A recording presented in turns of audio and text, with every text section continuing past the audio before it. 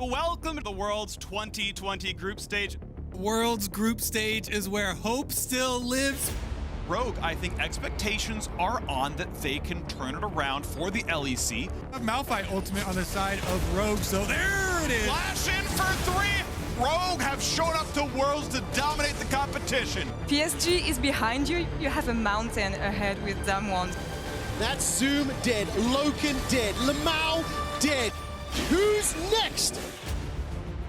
Our group is quite hard, we know it, and we play against like two favorites to win the whole tournament. Because the next matches are Damo and JD Gaming. I think we have a chance to beat those teams, so we just do us and we will see how it goes. Machi versus Team Liquid, G2 Esports versus Suning. Our first look at Group 8. G2 is strong, but Suning I think is overlooked by many. Suning, I think, is the one that will surprise people tomorrow. They have so many young talents who've never been on the world stage before. G2 and Suning are the heavy favorites, and I think that is going to be the expected battle for first. It's that Group C that a lot of people are looking at as really having the opportunity to go any given way. I think we just gave Fnatic their best champions pretty much, and it made the game really hard for us. Our bot lane and jungle played really well. They just flashed up the wall. That's it, he's dead. Goodbye, double lift. It's still very comfortable to play the game, so whenever a game is comfortable to play, I would say we're in a good spot. I don't think our mindset really changes just from losing one game. I think that anyone can beat anyone, especially on our group. Good hook shot, step forward, precision protocol, Hextech ultimatum on the last Curious. Oh! Broken Blade with the outplay! This group was the most chaotic, most entertaining, definitely the most competitive. Got himself one, he's looking for another. How do you think TSM Fnatic are going to do coming up against Gen G and LGD? It's stolen! Gen G managed to pick it up. The showstopper comes out from life, lands respond by some time. Fantastic barrel from Cliff. I'm just so excited to watch more Group C. It's really anyone in this group is a contender.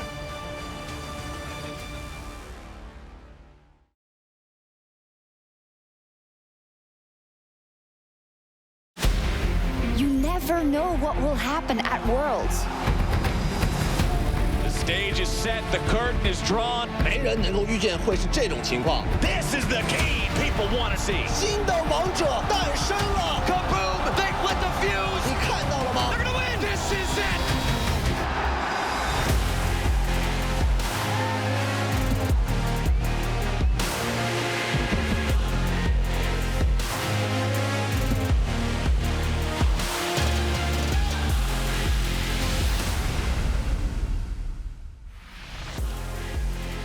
Welcome everyone to day 2 of the World's group stage. We got our first look at some of the tournament favorites yesterday, and we'll see who can challenge them as we jump into the second day of groups. Here we get an inside look at TSM as they prepare for their game against LGD later today. This is captured with the Oppo cam, giving you all the great moments from Worlds 2020. Fantastic to get a look into the training rooms and the concentration on everyone's faces as they gear up for the all-important matches on day 2 of the group stage. I'm Shox, and I'm joined here by Ender and Yamato after an interesting first day that actually did also have a good amount of blowouts, which we never really want to see. And it also proved us that some of the tournament favorites came ready to play, especially Damwon and Top Esports. And next to that, Gen G also started the week with a win alongside Fnatic, DRX, and Rogue. But yeah, some stompy games yesterday. What does that mean for the rest of groups? I mean, I think we saw some lopsided matchups, especially early on into the day. I'm hopeful that we see some closer games as we continue to evolve. I think some teams came in with much better reads than others, which definitely contributed to the one-sidedness. I think the preparation is just clutch. I think as teams progress, you're going to quickly realize which champions are OP, which ones are stronger, and which ones you should really ban or pick. Yeah, there we see the groups, as said in the trailer already. Group C seems to be the one where the teams have had the closest games. That was definitely the case yesterday, and where anyone might be able to take down anyone besides the Stompy games. Let's see how we feel about the rest of the matchups, the rest of the groups, and the general feeling going into day 2. We have to look at Top Esports. They played our first game of the group stage versus FlyQuest Yamato. They were very, very convincing in that one. I think they were kind of just coasting through the game. I think in the beginning, FlyQuest had a cheeky level 1 strategy, and then they had like a good trade at bottom. But the moment 369 stepped up, then Solo killed Solo, the game just flew away, and Top Esports looked unstoppable. Yeah, and then after that, Karsa's back up top lane, punishing Solo again, sprinting down to bot side, so he just sort of ran away with the game as well there. And the craziest thing is that everyone was looking at Top Esports like, oh god, like mid lane, that's gonna be scary. It wasn't even relevant. They didn't even need him because the rest of the team popped off so hard. And that's also what we saw when we were preparing for this group stage, the fact that they have threats in every lane, and that might make it very hard to prepare for as well when you're a FlyQuest, because how can you really prepare if you know that they can fire on all cylinders? I think FlyQuest, honestly, if you're the underdog in any matchup, I think you just need to bring a lot of cheese to the table. There was a level 1. There was a level 1, but it needs to continue. It needs to continue. Okay. It can never, ever stop. And at the same time, you need to be able to match people in lanes, and that is a tough thing to do. Easy to say, but in the current state of things, might be impossible to do. Yeah, true. I mean, we can talk about that in our meta check-in a bit later, because that is quite interesting with the games we saw yesterday. Now, of course, no shame for FlyQuest. They went up against one of maybe the tournament favorites. For JDG, on the other hand, they went up versus Damwon, and both of these were considered very strong contenders going into that.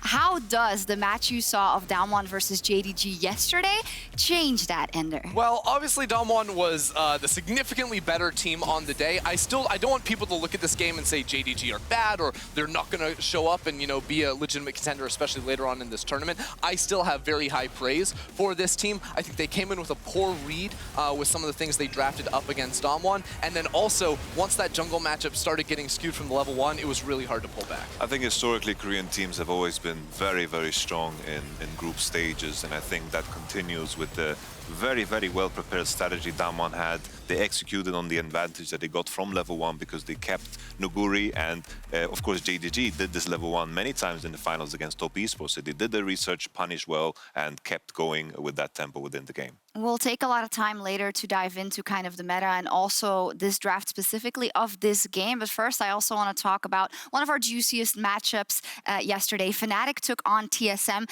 which was huge for the respective fan bases. And Fnatic, they walked away with the win.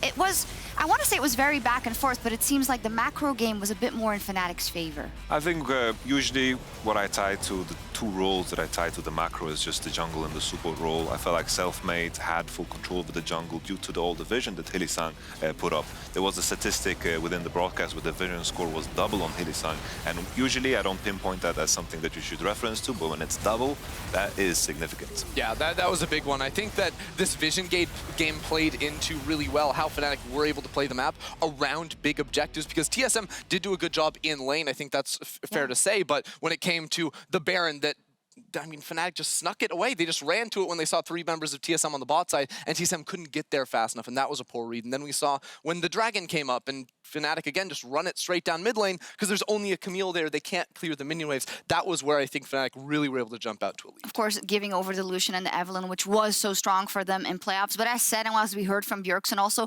only one game. Anything can happen in this group. No hope lost for TSM. We saw good things out of them, and we'll be looking forward how they continue. And outside of clean play from Fnatic, we also learned that Polish junglers and Evelynn are OP. This is our Red Bull top play of the day.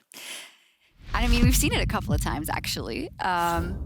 But we're going to look at it again. My goodness, this was nasty. I remember watching the broadcast. It didn't even show on the screen, and Ender was like, yo, he just got popped. He just flapped over the wall. Ender has the sixth sense when it comes to Evelynn gameplay, and the Soda Selfmade. He just snapped him in half. Poor Doublelift did not see that one coming. Yeah. I mean, Ender reacted faster than Doublelift did, because Doublelift didn't even flash or heal. No, he didn't, and I don't blame him. I mean, it went super fast, and I think it's one of those where you're a marksman and you think, great, the Evelynn is fed. What am I going to do? I mean, if not going to kill me now, she's going to kill me the next time anyway. This leads us perfectly into our top performers from day one, and it is all about the junglers. We're going to start with Fnatic Selfmade since we just saw that clip, but since we talked a lot already about that moment that we know how strong it is, Ender, as our resident LEC and jungler jungler expert. Yeah. What should people look out for in terms of self-made when that Evelynn is taken away? Yeah, well, first we need to say Evelynn, his best champion by far, insane impact on that. But that's not the only AP jungler in his wheelhouse. In the LEC, we saw him play the Gragas as well as the Karthus, and I really want to see the Karthus come out at some point because I think that is exactly the kind of game that he wants to play. But he also has AD picks, right? He played the Graves earlier in the season with Soraka in the bot lane. I think maybe we don't want to see that again, but there are all these other picks that Selfmade does have up his sleeve, and I think the important thing for him is going to be able to being able to find a second or third champion to reach that Evelynn tier for him. Yeah, for sure. I'm thinking what comes next after some of these jungle bans start to drop. Nidalee is out. Can Selfmade play Nidalee? Well, I think the question is more, can Fnatic play Nidalee? Because I think it's more of a team-oriented champion than anything, and this is something we have to pay attention to as we progress throughout the tournament. As we look at some of the standout players of day one, they're all junglers, and I kind of want to connect that to the options that are available and the strength of those options. I think in the next one we saw something a bit out of line, right? Clid picked up the Gragas when a couple of those bans came through. That's another indicator that the pool may be wider than we think. I think the moment Nidalee and of course Graves is out, then it's all about preference. In this one, I think it was very, very smart in terms of preparation because Clid played a fantastic Gragas back in 2019. He's a very, very good Gragas, had a very dominant performance in this one. And it was also perfect against Peanut that likes to play the Kindred. The moment these junglers are banned, all of a sudden we see a complete different method that the teams need to adjust to. Clid did wonderfully. Yeah, and it also goes to show that there are, even in the farming-oriented jungle and the AP-oriented jungle, there's a lot of different looks you can have, whether it's the assassination with the Evelynn, because that was an option for him, but him and the rest of the team, they said, we want the Gragas to have that big team fight in. Yamato, with your experience in the LCK, what can you tell us about jungle priority in the latter half of the season? I think, Evelynn and the Hecarim buffs came in, but in scrims, no one really had success based on what I saw. But this was a very, very long time ago. Hecarim and Evelynn, I think the consensus at the time was that these are like gimmicky champions that need to gain leads in order to be successful. And those are usually champions that people like to stay away from when it comes to the scrims over in the LCK. But as said, it's been a while, so we can certainly expect those to pop up. Next up is Karsa for Top Esports, who, on a lineup where all you need to do is make sure that your lanes shine and you win. He also shone extra on top of that, and he just went in the early game as Graves. Yeah, he was all over the place, and this is kind of a terrifying thing to think about when it's a Graves on the enemy team who's usually, clearing through his camps, maybe taking some enemy camps. No, he's ganking top lane, then immediately ganking bottom lane as well, and I think it's important to know, Karsa is one of the best junglers in the world, and on a roster filled with so many star players, you can't count him out. Yeah, we said in our setup yesterday that we saw a lot of counter ganking from him, mostly because he just wants to make sure that his laners are in the best position. But you can't forget that this is a very experienced jungler who can do many things very, very well. And I think they just wanted to remind people of that yesterday. Karsa going to be an extra threat on Top Esports. Next up, DRX's jungler, a rookie to the world stage, Pioshik, who I thought, okay, will he have a bit of jitters for his first game at Worlds? None of that. He dominated on the Nidalee. I think in a lot of cases, people look at Pioshik and think that he's inconsistent, and understandably so. He had some moments that are very memorable, but in general, DRX had a very successful summer split. They ended up second, and I think in general, when Pioshik had very, very good games where everything connected and landed like this one, he has the capability to do a lot. Yeah, and it was also impressive, too, to see him trying to really shut down the Evelynn in the early game with those early invades, because we've seen this matchup a couple of times now, and it doesn't always look the same way, and I think a lot of Nidalee players would take good note to play it like he did. I think that's a fantastic point. I think Evelynn has a clear weakness when it comes to the early game. It has been buffed this year, but I think the approach with the set and the Nidalee is just perfect in terms of what approach you want to take against Evelynn. We saw in the game between TSM and, of course, Fnatic, when Evelynn got too much space, then eventually it just scales too hard and becomes very difficult to deal with. That Evelynn was scary. The Nidalees yesterday were also very scary. The same thing we saw actually in Damwon versus JDG. Canyon, who is a fantastic jungler in his own right, but just made that Nidalee look dirty. And Yamato, you had a lot to say about the composition and especially the matchup into the Lilia. I think the thing about Nidalee into Lilia is just that the champions around Nidalee, all the CC champions are just perfect into Lilia as well, so it kind of matches up in general. I think a thing to highlight why these AP junglers are so good is the moment the AP jungle item is achieved, you kind of find this pace and tempo in the jungle that is honestly unmatched by anything else. And the key thing is always when an Italy or an AP jungle in general gets an advantage, the speed just takes away because you reach that jungle item so quick. Exactly, and Nidalee is a champion that can keep pace or almost outpace a lot of these other farming picks, but she's also has the ability to go into range form. And being able to walk into the enemy jungle with red buff, keep auto-attacking, you don't even need to land Qs. We saw her honorable duel against the Nautilus just yesterday, but this is a champion that can also play very aggressively in the face of their opponents. Yeah, absolute nuisance. We didn't even talk about the player playing the Nidalee, Canyon. He's someone that was feared coming into this tournament, just like the rest of Damwon. You know him very well, of course. How scary is Canyon when he has his hands on actually a good champion, but many champions that he can work with? Yeah, the big question was always, it was very easy to look at the LCK and like, oh, Canyon is fantastic. Everyone else had kind of question marks around them. There was some inconsistencies where it came to Klid or Pioshik, the other LCK jungles we have at the tournament. And then the question mark was Canyon against Kanavi or maybe a Karsa. How is that going to look? And Canyon definitely delivered. He jungle gapped Kanavi. And there was obviously like team came into play big time in that one as well. But you saw when you give him an inch, he will take a mile. We talked so much about jungler. We saw so much prioritization on it in the draft. Jungle is always important, but we've had years gone past where they were on tank duty, even funnel duty or whatnot. Are you guys happy? And do you think this is going to continue? Yeah, you're very happy. Jungle all the time. What do you think about this huge focus and importance of jungle this early on in the group stage? I think it makes this Worlds very different to a lot of Worlds in the past, where a lot of time you will get to playoffs and it's like, oh, the bot lanes is what matters, the mid lane is what matters. And I think that jungle is going to carry so much weight in this tournament, and it goes to show that when you look at a lot of the pre-tournament favorites in Damwon Gaming, Top, as well as JDG, they have 3 of the best junglers in the world on their team, and that's a big reason why they're at the top. A great day for junglers yesterday. As for us, we're going to take a quick break, but World's Countdown returns with a look at Group A as we prep for Machi Esports versus Team Liquid. Don't go anywhere.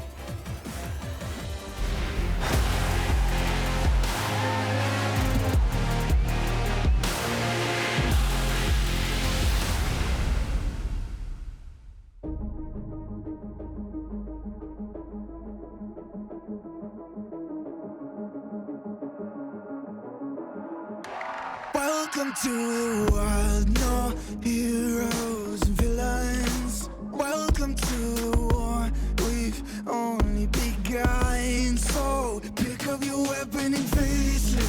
There's blood on the ground, go and take it. You get one shot to make it out alive. So higher and higher you chase it. It's deep in your bones, go and take it. This is your moment. Now is your time, so prove yourself and rise, rise. Make them remember you. Rise, push through heaven. Rise, rise. They will remember you. Rise. Welcome to the climb up, reach for the summit. Visions brave, the one false, steadily the end. So higher and higher you chase it. It's deep in your blood, go and take it. This is your moment. Take to the skies, go. Prove yourself and rise, rise. Make them remember you. Push through heaven. They will remember you.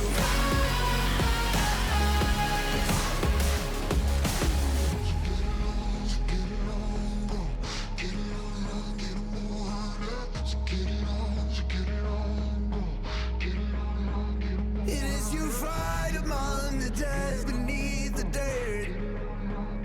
What do you know yet? What do you want it?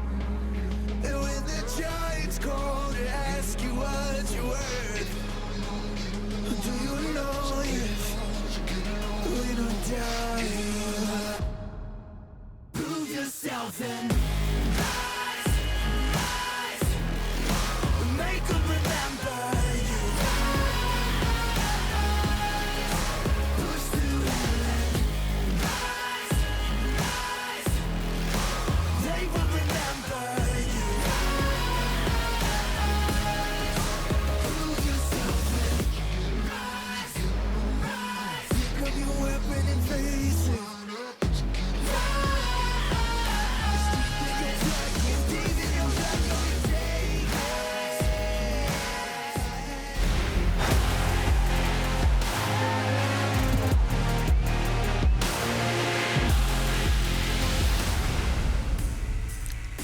to the analyst desk, everyone, and I promised you we were going to look at the developing meta here at Worlds, and with yesterday's action in mind, I specifically want to get some first impressions going off the Damwon versus JDG draft. Now, one thing we have to call out, obviously, immediately is that for JDG, it was a bit odd giving Damwon all of their comfort champs. Now, they have many of them, but they are especially destructive with the Camille Nidalee TF combo. But Yamada, you were talking so much about Nidalee and how she does need the right setup and the right enemy draft. So why does this work so well? I think this is just a dream composition for Nidalee because you have, first of all, a mid laner with CC that is willing to sacrifice himself for the benefit of Nidalee. We spoke so much about Nidalee getting advantages and just flying away with it. And on top of that, there is CC in all lanes. When you're playing these farm junglers, you don't want to play for one lane specifically. You want to have options depending on where your pathing leads you and where your efficiency leads you. So here, you look at these champions, you have options to gank everywhere. Yeah, and it's also great when you have champions that can do the ganking for you. Yeah. Sometimes, like with Twisted Fate, he can move into top lane, pair up very nicely with the Camille. Leona can also get the roaming done because you're always going to want some CC support to roam with you to actually make those ganks happen. And also, with the priority of Camille can get in a lot of matchups, Twisted Fate too, invading the jungle is easy. To that, you bring up the Leona. In terms of bot priority, we saw a fair bit of Jhin. We also saw a lot of Leona. What kind of purpose does that serve in these compositions? Well, I think now that we're seeing so much more Nidalee in these junglers without hard CC, especially from range, you're going to need to find that hard lockdown somewhere else, and you also want the front line somewhere else. So having that non-committal engage of a Jhin, an Ashe arrow, a Leona ultimate is all going to be really important when your Nidalee doesn't want to be the first one in, and your Camille, while she can go in, she has to full commit if she does. Yamada, you also mentioned earlier Lilia is something that Nidalee loves to see, but what else about this JDG draft would you say was not optimal for the composition they were fighting? I think aesthetically, just looking at the champions that they have, I consider Jace kind of a lower tier champion. It's kind of a worse Lucian right now in the current state of things. We've seen Volibear into Camille many times too, but I think Camille gets away with so much more. Like if something goes wrong for Volibear, there's no turning back, while Camille has multiple chances within the game to always, you know, have an impact. She can gank, she can split push, she can team fight as well. And I think this is something to pay attention to as we proceed into this tournament, because I think Camille is probably one of the strongest top laners in the game. Yeah, we definitely saw that yesterday. So destructive. Another draft I wanted to look at is DRX's draft versus the Unicorns of Love. We, of course, heralded the Unicorns of Love as having very deep champion pools, and DRX often come up with wacky drafts as well. But in this one, they had a very good game plan. Again, with the Nidalee, is it much of the same like we saw from the previous draft? Why does it work in this composition? It just follows the same recipe. A mid laner that can easily sacrifice for the sake of Nidalee, a lot of CC within the lanes, a lot of prio too. I think any of these farm junglers love playing with an Ornn because it's a champion that doesn't require a lot of attention. And if you're out and about in the neighborhood, you can always visit, say hello, grab some tea and biscuits, which means a gank because it's so easy to set up with Ornn. The Ornn ult always lands. Doesn't matter if he's 20 CS behind, 20 CS ahead. It always functions beautifully. And Nidalee was just primed to attack the Evelynn in this game, which exactly happened. Yeah, and this comp can just spring on you so quickly, too, with the Ornn ultimate, like you're mentioning, the Pantheon support. Like, all that guy wants to do is get out of lane and use his ultimate to get around the map, start making plays happen, and really starts taking off around the level 6. Yeah, the Pantheon priority, something we saw in the LCK, of course, a lot. I wonder if that's going to come to the other regions We'll see more, as well. I'm sure. You're yes, sure? Yes. Okay, awesome. Any final thoughts on kind of the meta development? Because it does seem like we see some things, Ornn always good, Nidalee seem to be incredibly suffocating, Evelynn in certain situations, Camille top lane. Anything else that you can say is really becoming more important? Honestly, I wouldn't be surprised if we start seeing Nidalee bans against some of these premium Nidalee players, because not everyone can execute as well as a Canyon or a Pioshik. And when that happens, all of a sudden we see a complete different meta, and this is where some of the more experienced junglers are going to definitely shine. Yeah, and when you need your junglers to either be invading an Evelynn to set her behind or staying alive if you are the Evelynn, priority lanes is a very big deal as well. That's one of the reasons why we see so much Lucian with the Evelynn, is if you can make sure you have a winning mid lane matchup with priority, that shuts down a lot of the ability for the enemy jungler to put you behind. Loving this deep dive into the drafts and into the meta, and we'll see if the teams can put their draft prep into practice as we look at the second day of groups. Let's get that schedule up on the screen. Things kick off with Group A. Machi Esports faces Team Liquid, then G2 Esports versus Suning, which, you know, are the last teams we haven't seen, which is going to inform a lot. Again, 6 games, and at the end of the day, 2 bangers as well. Gen.G versus TSM and LGD versus Fnatic. Group C is always going to be So good, much no fun. matter what sort of permutation you have with those 4 teams. You're always going to have very competitive games. I think G2 versus Suning is going to be the most telling game in terms of what is the overall strength of this Group A and likely how does it pan out. Yeah, let me use that to parlay into our next topic, which is we are getting our first look at Group A in the opening 2 games. So let's take a closer look at those teams, starting with the #1 seed of the LEC, G2 Esports. Now, G2 are one of the favorites in this group, but a lot will be determined by their first performance on stage versus Suning, which could be the most contentious matchup in this group for them. Yeah, I mean, G2 are going to love to be back on stage, but this was not smooth sailing over the course of the year for G2. Of course, in Spring Split, they sent Caps down into the bottom lane. They had Perks playing mid, and Perks looked good in mid lane, but they wanted to change things up in summer, going fully online as well. They really did get off to a rocky start and didn't win during the regular season for the first time in 3 splits. Yeah, for sure. They also dropped 2 best-of-5s throughout the year, 1 to Mad Lions, 1 to Fnatic. I'm looking at this team, and considering the strength of the LPL and LCK, I'm looking at Caps as the big Western hope coming into 2020 World Championship. The only big Western hope? The big Western hope. Okay. That seemed a bit very depressing for NA and EU right I thought there. it sounded cool. It did sound cool. I was just thinking, well, okay then, let's pack it up. Next up, Suning, which is an explosive team like G2, filled with young players guided by SOFM and Sword Art. Suning is a relatively young organization in the context of like the old school teams in the LPL. Joined the LSPL back in 2017, then promoted to the LPL, and actually reached their highest playoff standings in the most recent split when they got semifinal, eventually 3rd place. Yeah, I think this team is going to be really exciting to see how they do transform over the tournament, because Sword Art is the only name that you're going to recognize from the world stage. It's going to be his 6th world performance. The other 4 players have never been here, so this is another moment where we have to really read them. They need to get onto the right foot right here on day 1. And everyone's excited about Suning. Those people that are rating them high is just looking at Huanfeng and Bin, the rookies that definitely, when they're unleashed, can beat some of the best. But then again, Where's rookies, my love for SOFM? The man's a monster. They're kind of piecing it together, setting up ganks. They're definitely doing good. I just wanted to give a highlight on the players that you might know less about. No, absolutely. We'll dive deeper into Suning when we get to that match intro, but it is kind of unquantifiable for me. You know, we've watched the VODs, but how strong are they going to be in this group? We'll see in game 2, because in our first game, we'll see Machi Esports and Team Liquid as the PCS champions look to start their Worlds run with a win. We already saw their colleagues out of the PCS, PSG, and now it's Machi's time. Yeah, and you know, Machi was a team that a lot of people will know from the LMS, but this team wasn't supposed to exist this year. Moving into the new structure with the PCS, G-Rex was the team that was supposed to be here, but 2 weeks before the year began, they disbanded. The entire organization dissolved, so Machi had to come together right at the last minute, put a team together, and now, all of a sudden, in this year, when it shouldn't have been here, they're back at Worlds. Someone to look at for Machi is Mission in the mid lane. We've seen him, of course, already on the international stage, and is also the focal player that gets a lot of the resources for this team. Yeah, Machi are definitely going to put a lot in towards him, and the stats back it up. He is a beast regionally in terms of the mid lane, always coming out ahead, and he is sort of the successor of some of the great LMS mids of the past. If you want to compare this team to something that you know, if you've watched the broadcast of the play-ins, I think they are very similar to Team Liquid stylistically. Maybe sometimes fall behind in the early game, but solid in the team play and always around the objectives. I mean, that's perfect also for our Team Liquid introduction. Thanks for that. Before we get to that, also check out our State Farm Assist of the Week, which is Jensen setting up Broxa with a perfect layup. Welcome to Assist of the Week, presented by State Farm.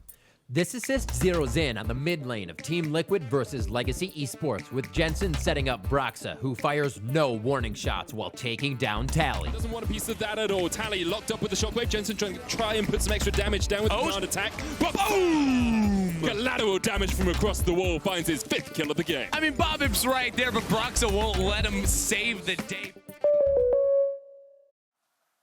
Great stuff there from the mid-jungle duo. And today, Team Liquid continues their Worlds run, and they honestly just cruised through those play-ins, Yamato. Very convincing and also a bit of a faster pace than we were used to seeing from them in the LCS. Definitely. I think in terms of how I view Team Liquid, I always thought the plays their own objectives and so forth, but we definitely saw them try to step up. We saw some 2v2 action. We saw tactical, very, very boldly stepping up and co-jaging with the engages, Broxah with the early games on Graves. I like this new look for Team Liquid because this is the type of attitude you need to have if you want to do some damage on the world stage. Yeah, I do like highlighting Broxah's Graves in particular because this is a player that I think a lot of people were concerned about or weren't sure how he was going to stack up internationally after a difficult year, but in the play-ins at least he did look in peak form, and this is going to be important for Team Liquid if they want to contest in this group. That it will be. Great stuff from Broxah. We see the boys on screen there. Tactical is smiling, and why wouldn't you? I mean, I have to say I'm a big fan of this guy. Also, to me, it kind of spells out, you know, a new wave for NA. The fact that you have the willingness to invest in that young rookie talent, and he immediately paid it forward in the play-ins. What a performance from this rookie on the world stage. Yeah, he didn't look like a rookie, right? You know, he came in, he's playing super aggressive in lane with Core JJ on some stylish picks like the Twitch, and his team fighting in particular was really, really solid on these late game hyper carries. I think it's a dream as well as a rookie to have someone like Core JJ, a literal world champion behind you to teach you the ropes, and together with those, you know, mechanics that some of the young players come in with is just a perfect lethal combination. Absolutely. It kind of does look like a fantastic puzzle they've put together there for Team Liquid, especially with the improvements we saw immediately out of the play-in. So what are the expectations now for Team Liquid as they go up against some of these other teams like a Machi, like a G2, and like a Suning? I think the big question mark is just what do the teams learn from Team Liquid's run in the play-ins? There were some key champions that they used. The one game they lost was when Graves was banned, when Twitch was banned. What is going to happen when these champion pools get attacked? What is Broxah going to pull out next? This is the big question mark that they need to answer probably today, because I imagine Machi is going to remove those from the picture. Yeah, I mean, I would say Team Liquid have a legitimate shot at making it out of this group. This group is the one that it feels the most wide open in terms of like rating the strength of Suning, Machi, even G2, the way they're speaking on social media, like they're like full doomsday going on, right? So Team Liquid have a really good shot if they come in the form that they were in play-ins, where they looked very, very clean and closed out games very convincingly. This team can make it out. In a context of the meta discussion we had earlier and kind of the picks that are rising to the top level, how do you think Team Liquid is going to do with those types of comps? I think it just comes down to what Broxah plays. It's always about the junglers. Yes. Broxah, like I remember losing to Nidlee's Broxah back in 2018 when he was playing together with Caps. So that's a long time ago. And I think, you know, Lee Sin is no longer a thing that is active right now. His Graves is good, but Graves is banned. What comes next? He played the Lilia, lost on Lilia, the only game they lost in play-ins. Maybe Gragas. Who knows? That is just the big question that comes next. I wouldn't be worried about, you know, for example, an Impact to play a tank that the junglers love. Yeah, I was going to say, especially like Impact stepping up, Jensen having some really solid games as well. Sort of what I was talking about earlier is the jungle matchup is heavily influenced by if you have priority lanes or not. You always know Core JJ is going to be trying to roam around the map and have a really big influence around Broxah and helping him out in that regard. So if his lanes are also succeeding, it makes it so much easier to extend that jungle advantage. All right, we'll see what Team Liquid brings for the group stage and if Machi can put something on the Rift. That does it for us here. Now let's send it over to Captain Flowers and Azael. Yes, what a lineup for Game 1.